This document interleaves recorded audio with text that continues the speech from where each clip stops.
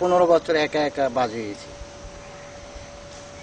তারপর গুরু ধরে ক্লাসিক্যাল শিখেছি। হাবড়া প্রফুল্লনগরে আমার গুরুদেবের বাড়ি অশোক চক্রবর্তী, ওনার কাছ থেকেই আমি ক্লাসিক্যাল শিখেছি। বিভিন্ন জায়গায় বিভিন্ন শিল্পীর অন্যান্য শিল্পীরা ডাকে এবং বাঁশি তৈরি করি, বিক্রি করি, শেখাই, কিছু ছাত্র আছে শেখাই। আমার ভবিষ্যৎটা একটু উজ্জ্বল হয়, উজ্জ্বলা দেখতে চাই, সমাজে মিলতে পারি, সমাজ নিয়ে থাকতে চাই।